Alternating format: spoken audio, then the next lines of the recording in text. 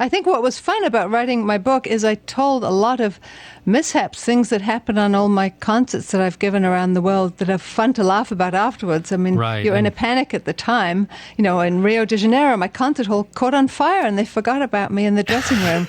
And in Brasilia, this gigantic cockroach, the size of a bird, came crawling on my foot. So, I mean, those things are fun to laugh about. On stage during my encore. I had the world's best vibrato, believe me. My fingers were just like trembling. Now, let's go back to the fire. The concert hall caught on fire? Yes. That was during your concert or right before? Or? Oh, well, I thought it would have made a great headline, Boyd sets Rio on fire. But no, it was before I even played a note. I was in the dressing room warming up, and suddenly there was a blackout. But I used to live in Mexico, so I thought nothing of it. I thought, it's just, power failure, no problem. Then after about 5 minutes, I started smelling smoke. And I opened the door, and there were flames, and the concert hall was on fire. Everybody had fled out of the concert hall and forgotten about me and my Ramirez. And so I fled out there, too, and the concert started about 2 hours late. Only a seat had got burned. What had happened is they were filming it for television, and they'd overheated the electrical system and whatever, and that had caused the fire. But the whole place was full of smoke, and there was no air conditioning because that had burnt out. So it was like 120 degrees on the stage, and the audience sitting all around me on the stage. And yet, the funny thing, Tony, I don't know whether you've had that when you perform, but sometimes, even after a disaster like that, you get these wonderful vibes, I guess, wonderful feelings from the audience. And I gave one of my best concerts ever. I'll never forget that night. It was almost like an out-of-body experience. And then other times everything can be just going perfectly, and you play an inferior concert. There's no knowing what goes into a great performance and a mediocre performance. It's really hard to tell. Well, but my energy level was very high after that fire. Oh, yeah, I would imagine.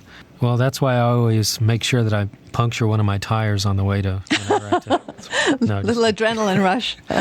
Also in your book, let's talk about some of the other things. In it, you talk about your 8-year relationship with Prime Minister Trudeau, the Canadian Prime Minister. Actually, I wanted you to just talk about how that began. But one thing that struck me was, I don't mean to sound insulting, was that guy was really cheap. Oh, come on. He's a legend. Well, he's very unmaterialistic. Who gives maple syrup for a Christmas present? A Canadian. We're Canadians. No, I mean, he's still a dear friend. In fact, he had a very tragic thing. His son got killed a few months ago.